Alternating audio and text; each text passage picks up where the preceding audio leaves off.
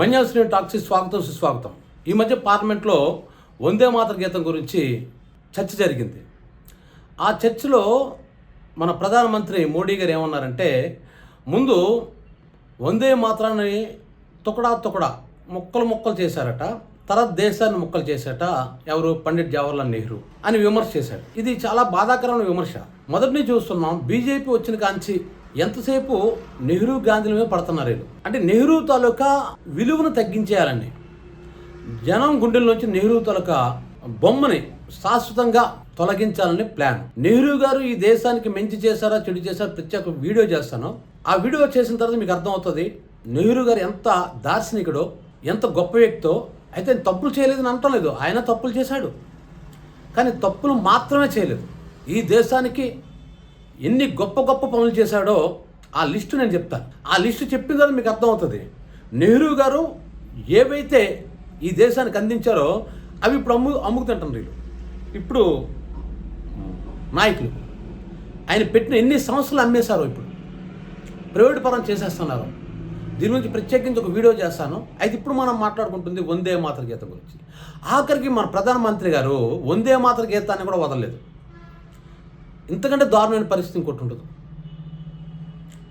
ఈ పీరియడ్లో భారతదేశంలో ఉన్న అసమానతల గురించి చెప్తే ఇంకా మీరు ఆశ్చర్యపోతారు. దాని గురించి కూడా ప్రత్యేకించి ఒక వీడియో చేస్తాను. ఖచ్చితంగా అందరూ చూడండి, దయచేసి చూడండి. ఎందుకంటే నా కోసం కాదు, ఏదో నాకు 4 వ్యూస్ వస్తాను కదా, ఇలాంటి ఇట్లు మేము వ్యూస్ కోసం చెప్పాం, నిజం చెప్పాలి అన్న ఆ ఫీలింగ్తో చెప్తాం ఇలాంటి వీడియోస్ మాత్రం. ఇది దేశ ప్రజలు నిజం తెలియాలి.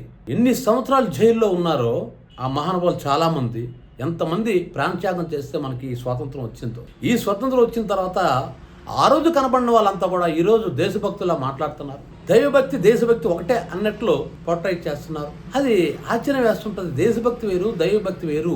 ఉదాహరణకి నేను నాస్తికుడిని, పూర్తి నాస్తికుడిని. అయితే నాకు దేశభక్తి లేదా? నేను ఈ సమాజం కోసం చేయలేదా? నేనేం చేశానో ఈ పట్టణ ప్రజలు తెలుసు.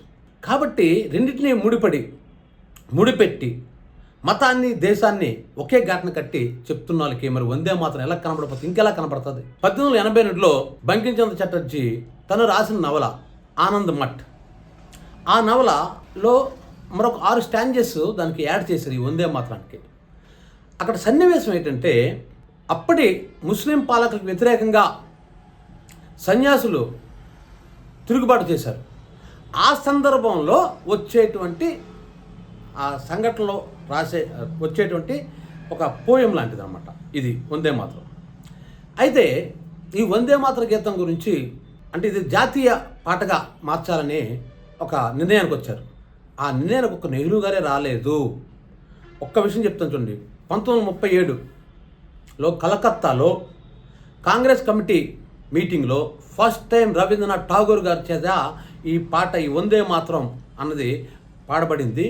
ఫస్ట్ కాంగ్రెస్ పార్టీయే ఈ వందే మాతర గీతాన్ని జాతీయ పాటగా పార్టీ పరంగా అక్కడ యాక్సెప్ట్ చేశారు ఆ తీర్మానంలో. అప్పుడు మొట్టమొదటిసారిగా రవీంద్రనాథ్ ఠాగూర్ గారు ఆ పాట పాడారు. ఆ రవీంద్రనాథ్ ఠాగూర్ గారు ఆ పాట పాడిన తర్వాత ఈ పాటకి మొత్తం దేశవ్యాప్తంగా మంచి అంటే ప్రజలంతా తను ఓన్ చేసుకున్నారు. వందే మాతరం అంటూ ప్రజలను నినదించి బ్రిటిష్ వాళ్ళ మీద తిరుగుబాటు చేసిన రోజులు మనం మర్చిపోలేదు. ఇంకా మన కళ్ళ ముందే ఉన్నాయి, మన పూర్వీకుల కళ్ళ ముందే ఉంటాయి. ఇది మనం న్యూస్ రీల్లో చూసేవాళ్ళం. అవి ఇప్పుడు చిన్నప్పుడు ఎప్పుడు న్యూస్ రీల్లో చూసినా కూడా ఇప్పుడు మాకు జ్ఞాపకం ఉన్నాయి. నేను చెప్తున్న వందే మాత్రం అనేది అది ఎంత పవర్ఫుల్ అయిన పదం అంటే, ఆ గీతం ప్రతి భారతీయుడి గుండెల్లో ఒక దేశభక్తిని రగిల్చింది. అంతవరకు ఎందుకండి, దాన్ని ట్యూన్ మార్చి ఏఆర్ రెహమాన్ వందే మాతరం అని ట్యూన్ మార్చేశాడు. అయినప్పుడు కూడా జనం యాక్సెప్ట్ చేశారు. ఎందుకంటే అందులో పదాలు మార్చలేదు ఆయన. ట్యూన్ మార్చి పాడితే ఎంతమంది అని ఆరాధించారు ఆ పాటని. అంత గొప్ప పాట అది. అయితే ఇక్కడ గొడవ ఎక్కడంటే, మొదటి 2 స్టాంజాలో ఈ దేశం గురించి, ఈ దేశ గొప్పతనం గురించి చెప్పారు. తగిన 6 స్టాంజెస్లో ఏం చేశారంటే ముస్లిమ్స్కి వ్యతిరేకంగా అందులో ఉంది. ముస్లిమ్స్ వ్యతిరేకంగా ఉండేటప్పుడు దాని మీద నెహ్రూ గారు, ఠాగూర్ గారు ఇద్దరి మధ్య, అలాగే నెహ్రూ గారు, సుభాష్ చంద్రబోస్ గారి మధ్య కూడా ఉత్తర ప్రత్యుత్తరాలు జరిగాయి. ఆ విషయం మోడీ గారికి తెలీదా? ఆయన తెలియక కాదు, తెలుసు, కానీ ఆయన దాస్తాడు, రెచ్చగొడతాడు జనాల్ని. అదే ఆయన ఉద్దేశం. అప్పుడు ఏంటంటే తగ్గిమ 6 పంక్తుల్లో ముస్లింకి వ్యతిరేకంగా ఉంది కదా. ఇప్పుడు మొత్తం అంటే 6 స్టాంజెస్ ప్లస్ ఈ 2 స్టాంజెస్ మొత్తం కలిపి జాతీయ పాటగా కానీ తీసుకున్నట్లయితే అప్పుడు ముస్లింస్ మనోభావాలు దెబ్బతింటాయి కదా. ఇప్పట్లో ఓటు రాజకీయాలు లేవండి. ఇప్పుడంటే ఓటు రాజకీయాలు ఉన్నాయి కాబట్టి ముస్లింస్ స్థాయిత్తులు ఇస్తారు, మైనారిటీ స్థాయిత్తులు ఇస్తారని మీరు విమర్శించడానికి. అప్పుడు దేశభక్తి తప్ప ఇంకోట్లేదు, దేశాన్ని స్వతంత్రం సంపాదించాలంటే ఒక ప్రయత్నం తప్ప ఇంకోట్లేదు, ఒక ఉద్దేశం తప్ప ఇంకోట్లేదు. అప్పుడు ప్రధానమంత్రి డిసైడ్ అవ్వలేదు, ఏమీ లేదు. 1937లో ఏముందండి, ఎవరికి అధికారం ఉందండి? అప్పుడు ఈ వాషింగ్ పౌడర్ నిర్మాలు, వాషింగ్ మిషన్ లేవు. ఉంటే అందులో ఉన్నోడు ఇందులో కోసం శుద్ధి అయిపోతాడు, ఆ గీతం పాడేది శుద్ధి అలాంటివే లేవు ఇప్పుడు. అప్పట్లో ఇప్పుడున్న రాజకీయాలు లేవు. వాళ్ళు రాజకీయాలు ఆశించే మనుషులు కాదు. అన్నట్టు దేశ నాయకులు ఎవరైనా సరే వాళ్ళు దేశాన్ని స్వతంత్రం తేవాలని ప్రయత్నం. అయితే ఇప్పుడు ముస్లిం వ్యతిరేకంగా ఉండే పంక్తులుగా ఆ స్టాంజెస్గా అందులో పెడితే ఏమవుతుందో తెలుసా? ముస్లిమ్స్ వ్యతిరేకిస్తారు, ఆ జాతీయ పాటను వ్యతిరేకిస్తారు. వ్యతిరేకించనే కాదు, మరి మేము పోరాడుతున్నాం కదా దేశం కోసం. చెప్పానండి, ముస్లిమ్స్ ఎంతమంది లేరు ఆ రోజుల్లో దేశం కోసం పోరాడిన వాళ్ళు? కేవలం హిందువులే కాదు, ముస్లిమ్స్ ఉన్నారు, క్రిస్టియన్స్ ఉన్నారు, పార్సీస్ ఉన్నారు. అన్ని మతస్థులు ఒకటై పోరాడారు. ఇప్పుడు వాళ్ళకి వ్యతిరేకంగా జాతీయ పాటగా కానీ ఆ మిగతా 6 స్టాంజెస్ ఏదైతే ముస్లిం వ్యతిరేకంగా ఉందో అవి తీసుకొచ్చి కానీ పాడితే ముస్లిమ్స్ అప్పుడు కలిసి వస్తారా? కలిసి రారు కదా స్వతంత్ర పోరాటంలో. మరి ఏం చేయాలి? దానికి మహాత్మా గాంధీ కూడా మాట చెప్పాడు. ఏమన్నాడంటే, మనం ఇది జాతీయ పాట కానీ పాడినట్లయితే ఆ 2 స్టాంజెస్ పాడండి.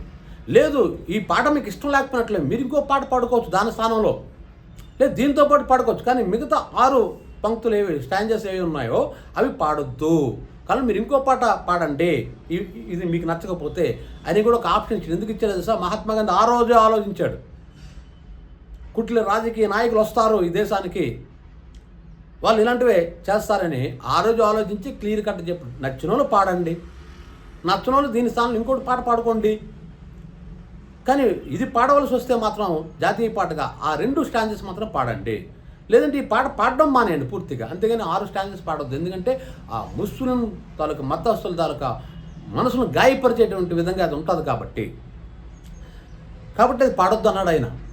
ఇది తప్పే ఉంది, గాంధీ గారు చేసిన తప్పే ఉంది, నెహ్రూ గారు చేసిన తప్పే ఉంది. ఇంకో విషయం, 1937లో కలకత్తాలో పాడేటప్పుడు కాంగ్రెస్ పార్టీ సమావేశంలో పాడేటప్పుడు అసలు దీన్ని ఆమోదించినప్పుడు అప్పుడు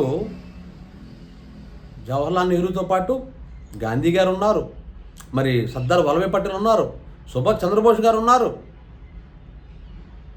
మౌలానా ఆజాద్ ఉన్నాడు. ఎంతమంది లేరు? ఒక నెహ్రూ గారు చేశారు ఆ పని. వాళ్ళందరూ యాక్సెప్టెన్స్ వల్లే కదా దాని మీద తర్జన భర్జన జరిగాయి. అవేం సీక్రెట్గా ఏం పెట్టి లేదు, జనం నెత్తి మీద రుద్దలేదు సీక్రెట్గా. రాత్రి టీవీ ముందుకు వచ్చి రుద్దుతుంటారు చూసారు ఇప్పుడు మా నాయకులు, అలాగేం రుద్దలేదు. దాని మీద చాలా చర్చలు జరిగాయి జాతీయ నాయకుల మధ్య. మరి ఆ జరిగిన తర్వాతే దాన్ని జాతీయ పాటగా అంగీకరించింది కాంగ్రెస్ పార్టీ. మరి అదేవిధంగా 1950లో కూడా దీన్ని అధికారికంగా రాజ్యాంగ సభ అంటే ఒక అధికారికంగా దీన్ని మళ్ళీ యాక్సెప్ట్ చేశారు. అప్పుడు కూడా ప్రధానమంత్రి జవహర్లాల్ నెహ్రూ గారే, జ్ఞాపకించుకోండి. ఇప్పుడు చెప్పండి, ఆ రోజు ఆ నాయకులు మీరు అనుకున్న జవహర్లాల్ నెహ్రూ గారు కావచ్చు, అక్కడ ఎందుకు ఆ 6 స్టాంజెస్ తొక్కడా కాదు, ఏదైతే ముస్లిం మనోభావాల్ని దెబ్బ కొడుతుందో ఆ భాగాల్ని తీసేశారు.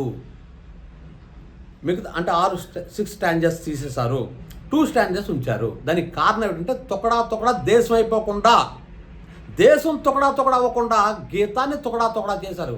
ఇది గుర్తుంచుకోండి మోడీ గారు, దేశం తొక్కడా అవ్వకుండా, ముక్కలు అవ్వకుండా గీతాన్ని ముక్కలు చేశారు. ఆ రోజే కానీ గీతాన్ని ముక్కలు చేయకపోతే